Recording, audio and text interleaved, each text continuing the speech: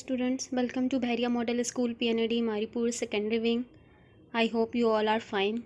I am your chemistry teacher Shazia Amin, going to conduct your 8th lecture.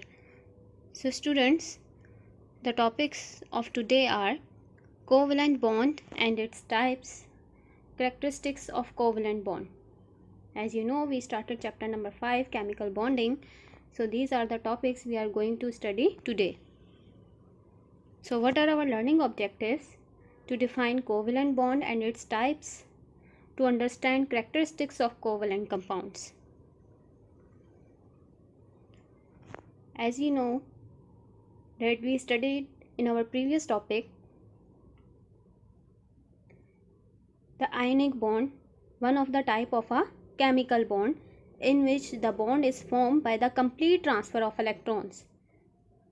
The atom which gain the electrons acquire negative charge and it known as anion, while the atom which donate its electron or lost its electrons, it acquire a positive charge and form cation.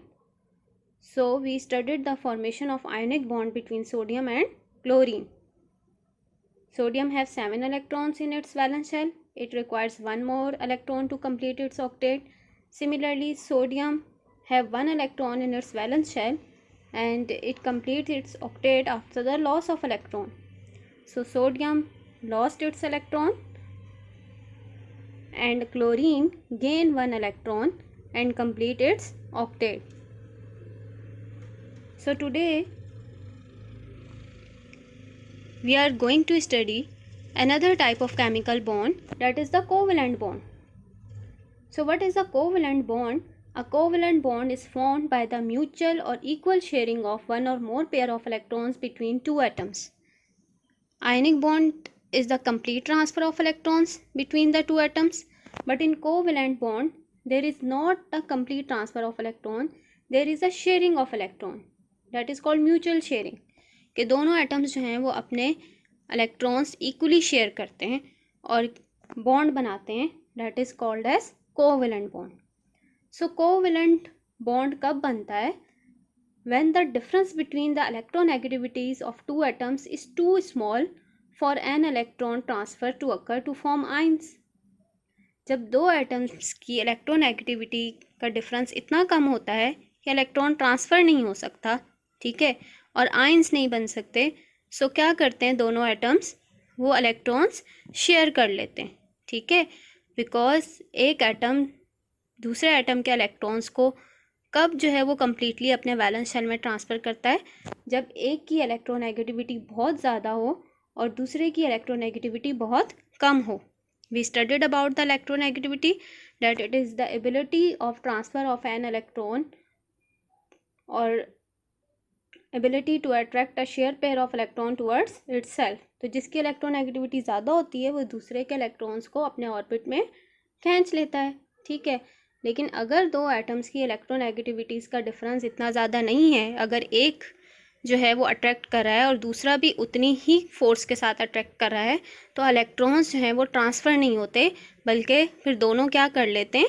Mutual sharing कर लेते हैं, ठीक है, ताकि दोनों का octet complete हो जाए. That is called covalent bond. So you can see in the example, hydrogen have 1 electron in its valence shell and chlorine have 7 electron in its valence shell.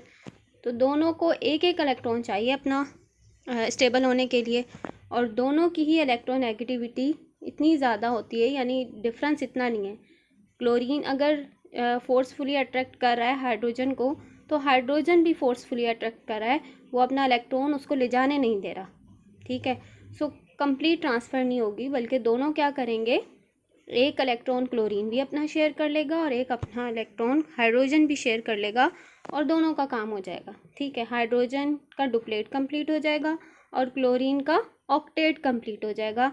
सो ये दो इलेक्ट्रॉन इसके ऑर्बिट में भी revolve करेंगे और hydrogen के orbit में भी रिवॉल्व करेंगे, ठीक है. So that is called mutual sharing और इक्वल शेयरिंग, कि दोनों ने जो है वो equal number of electrons share किए, because the difference of electronegativity is too small between these two atoms. Similarly, you can see covalent bond between similar atoms. Hydrogen gas कैसे बन रही है? By the combination of two hydrogen atoms. तो ये दोनों hydrogen atom एक दूसरे के साथ कैसे कंबाइन हुए हैं? By sharing of electrons. ठीक है, एक हाइड्रोजन ने एक एक अपना इलेक्ट्रॉन शेयर किया, ठीक है, जिसकी वजह से क्या हुआ, दोनों हाइड्रोजन का डुप्लेट कंप्लीट हो रहा है। ये दो इलेक्ट्रॉन्स इस हाइड्रोजन के भी ऑर्बिट में रिवॉल्व करेंगे और इसके ऑर्बिट में भी रिवॉल्व करेंगे। सो दोनों का काम चलेगा, दोनों के डुप्लेट कंप्लीट होंगे। So this mutual sharing of electron is called as covalent bond. So according to the number of sharing of electrons, there are three types of covalent bond. Okay, if both atoms share one electron, then the type of covalent bond is called as single covalent bond. You can see the covalent bond is represented by single short line. ठीक है, इसको represent किससे किया जाता है? Short line से represent किया जाता है. अगर दोनों एटम्स अपना एक एक इलेक्ट्रॉन शेयर करेंगे तो वो बॉन्ड क्या कहलाएगा? सिंगल कोवेलेंट बॉन्ड, और उसको सिंगल शॉर्ट लाइन से रिप्रेजेंट किया जाएगा. ठीक है, अगर एटम जो है, दोनों एटम्स बॉन्डेड एटम्स, ठीक है, जो एटम्स बॉन्ड फॉर्मेशन में हिस्सा ले रहे होते हैं वो क्या कहलाते हैं? बॉन्डेड एटम्स कहलाते हैं. तो अगर दोनों बॉन्डेड एटम्स जो हैं वो अपने दो दो इलेक्ट्रॉन्स शेयर करेंगे, ठीक है, यानी यहाँ पे ऑक्सीजन भी अपने दो इलेक्ट्रॉन्स शेयर कर रहा है और कार्बन भी अपने दो इलेक्ट्रॉन्स शेयर कर रहा है. So then that type of covalent bond is called as double covalent bond. ठीक है, and if the both the bonded atoms share its three electrons, अगर दोनों बॉन्डेड एटम्स अपने तीन इलेक्ट्रॉन्स शेयर करेंगे तो फिर कौन सा बॉन्ड बनेगा? ट्रिपल कोवेलेंट बॉन्ड बनेगा. ठीक है, you can see here the electronic structure. Hydrogen में H2 गैस में दोनों हाइड्रोजन एक एक इलेक्ट्रॉन अपना शेयर करें तो कौन सा बॉन्ड बन रहा है? H2 में single covalent bond. O2 is the oxygen gas. ठीक है, और हर ऑक्सीजन एटम के वैलेंस शेल में कितने इलेक्ट्रॉन्स होते हैं? 6. तो एक ऑक्सीजन को अपना ऑक्टेट कंप्लीट करने के लिए 2 इलेक्ट्रॉन्स रिक्वायर्ड होते हैं. ठीक है, तो दोनों ऑक्सीजन है, दोनों के इलेक्ट्रोनेगेटिविटी सेम है, तो इलेक्ट्रॉन्स ट्रांसफ़र तो हो नहीं सकते, तो दोनों ऑक्सीजन अपने दो दो इलेक्ट्रॉन्स शेयर कर लेते हैं. ठीक है, अब ये देखें टोटल कितने हो गए? 4, 5, 6, 7, 8. तो इसके भी 8 पूरे हो गए. 4, 5, 6, 7, 8. सो ये 4 इलेक्ट्रॉन्स इसके भी ऑर्बिट में रिवॉल्व करेंगे और इसके भी ऑर्बिट में रिवॉल्व करेंगे और दोनों का ऑक्टेट कंप्लीट होगा. सिमिलरली आप देखें नाइट्रोजन जो है वो ग्रुप 5A का एलिमेंट है और उसके वैलेंस शेल में 5 इलेक्ट्रॉन्स होते हैं. So it require 3 electrons to complete its octet. तो दोनों नाइट्रोजन अपने तीन इलेक्ट्रॉन्स आपस में शेयर करेंगे.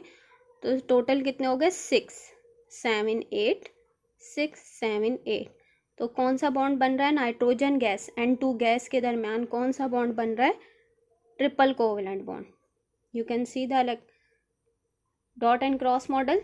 ठीक है, इसको हम इलेक्ट्रॉनिक स्ट्रक्चर भी कहते हैं, डॉट एंड क्रॉस मॉडल भी कहा जाता है. पेपर्स में भी आता है, ड्रॉ द इलेक्ट्रॉनिक फार्मूलाज और dot and cross model of the following molecules और कंपाउंड्स. तो फिर आपको इस तरह का मॉडल बनाना होता है. एक एटम के जो इलेक्ट्रॉन है उसको डॉट से रिप्रेजेंट किया जाता है, जबकि दूसरे एटम के इलेक्ट्रॉन को क्रॉस से रिप्रेजेंट किया जाता है. ठीक है, सो आप देख सकते हैं कि हाइड्रोजन में H2 गैस में सिंगल कोवेलेंट बॉन्ड है क्योंकि दोनों एक एक इलेक्ट्रॉन शेयर करें, जबकि ऑक्सीजन में देखें O2 में एक ऑक्सीजन के वैलेंस शेल में कितने 6 इलेक्ट्रॉन्स हैं, तो दोनों देखें दो इलेक्ट्रॉन्स शेयर कर लेते हैं और इसका भी ऑक्टेट कंप्लीट हो जाता है और इसका भी. सिमिलरली मैंने आपको बताया नाइट्रोजन में टोटल 5 इलेक्ट्रॉन्स होते हैं एक नाइट्रोजन में.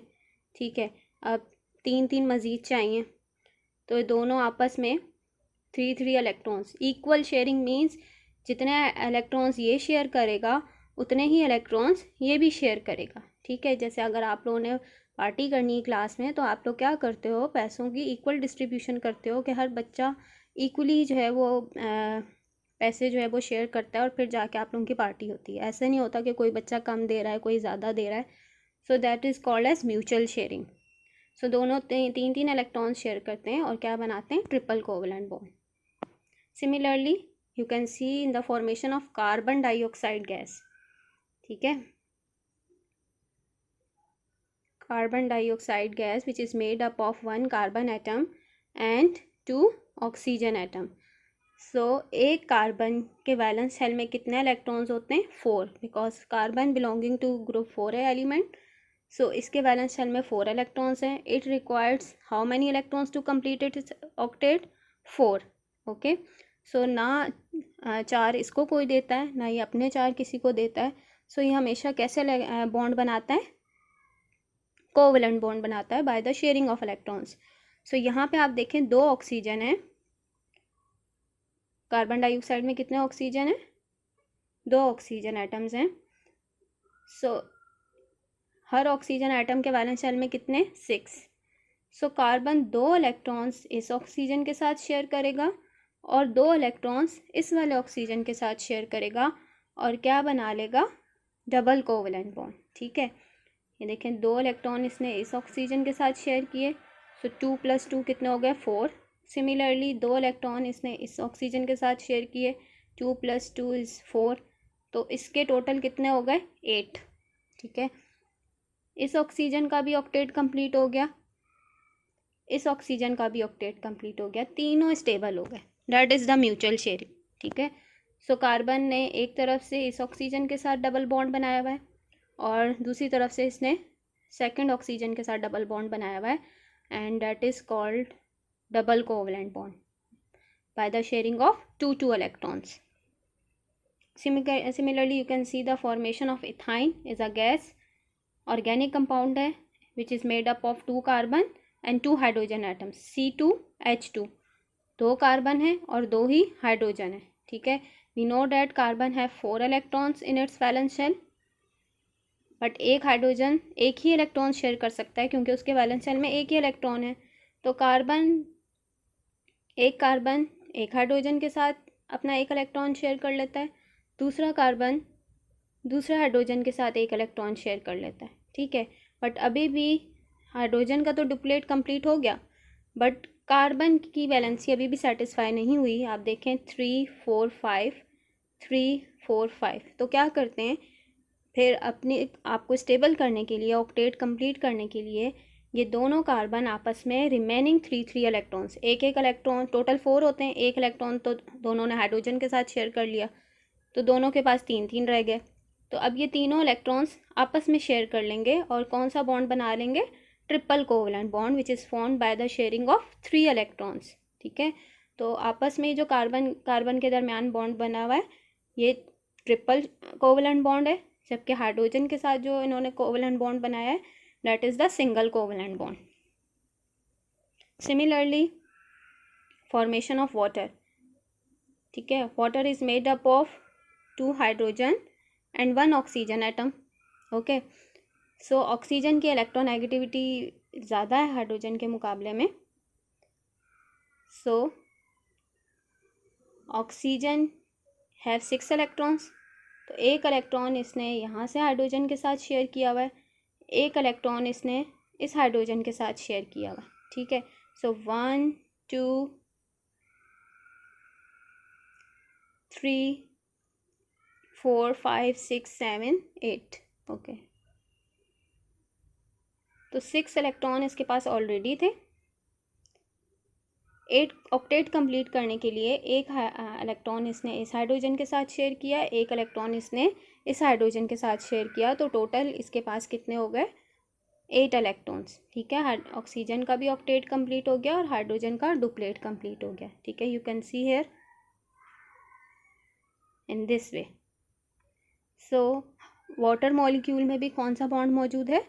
कोवेलेंट बॉन्ड मौजूद है. ठीक है.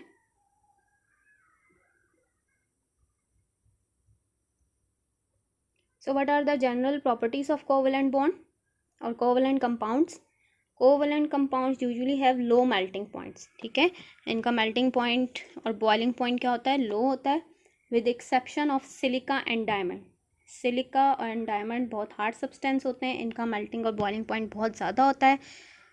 और सिलिका और डायमंड में भी diamond is the hardest non substance of the earth. Okay. So diamond का मेल्टिंग और बॉइलिंग पॉइंट बहुत ज़्यादा हाई होता है. हालांकि सिलिका और डायमंड भी कौन से कंपाउंड्स हैं, इनमें कौन सा बॉन्ड होता है? कोवेलेंट बॉन्ड होता है, but these are the exception. Silica is the sand. Okay. Similarly these compounds are usually present in gases and liquids, ठीक है, या तो सॉफ्ट सॉलिड्स होते हैं और मोस्टली जो है वो गैसेज और लिक्विड्स फॉर्म में पाए जाते हैं with low melting and boiling points. अगर हम इनकी कंडक्शन की बात करें, they are non conductors of heat and electricity. Why? Because they haven't ions, इसमें इलेक्ट्रॉन्स कम्प्लीटली ट्रांसफ़र नहीं होता। अगर इलेक्ट्रॉन्स कम्प्लीटली ट्रांसफ़र हो तो एक पे नेगेटिव और एक पे पॉजिटिव चार्ज आता है, जिसकी वजह से वो कंपाउंड्स गुड इलेक्ट्रिकल कंडक्टर्स होते हैं। Because electricity required space to move और flow of electrons, so they haven't a free space to pass electricity, so they are bad conductors of heat and electricity with the exception of graphite. graphite के अलावा because it have free electrons in its layers, graphite का जो structure ऐसा होता है कि उसमें free electrons मौजूद होते हैं, सो फ्री इलेक्ट्रॉन्स की वजह से उसमें ईजीली इलेक्ट्रिसिटी कंडक्ट होती है, ठीक है। So graphite is a very good conductors of electricity, otherwise covalent compounds electricity conduct नहीं करते। Similarly because they haven't a true polar characteristics, means positive और नेगेटिव चार्ज नहीं होते, so these compounds are insoluble in polar solvents. So ऐसे solvents में भी ये soluble नहीं होते, like water, because water is a polar solvent, it have partial positive and partial negative charge, जो आगे हम अपने लेक्चर में स्टडी करेंगे। सो पोलर सॉल्वेंट्स में डिज़ोल्व नहीं होता, but it is soluble in organic solvents, ठीक है। ऑर्गेनिक सॉल्वेंट्स भी नॉन पोलर होते हैं, कोवेलेंट कंपाउंड्स भी नॉन पोलर होते हैं। So like dissolve in like, so covalent compounds organic solvents में ही डिज़ोल्व होते हैं, like benzene, ether and carbon tetrachloride ETC। So what is the main difference between ionic compound and covalent compound? Ionic compounds are formed by the complete transfer of electrons from one atom to another atom, while covalent compounds are formed by the mutual sharing of electrons between the bonded atoms. Ionic compounds can conduct electricity in aqueous solution or molten state. Okay, solid state में ये भी electricity conduct नहीं करते, लेकिन जैसे ही हम इनका solution बनाते हैं या इनको melt करते हैं, they are very good conductors of electricity. But covalent compound do not conduct electricity. Solubility की बात करें, ionic compound dissolve in water because they are polar, so like dissolve in like, while covalent compounds do not dissolve in water. Similarly, ionic compounds do not dissolve in organic solvents because they are non-polar, but covalent compounds are dissolved in organic solvents. So that's enough for today. Home task क्या है कि आपने lecture को revise करना है and learn all the related question answers. Question number 8 और 9 solve करना है और कॉपीज में ही लिखना है, ठीक है। Thank you student, the lecture will be continued.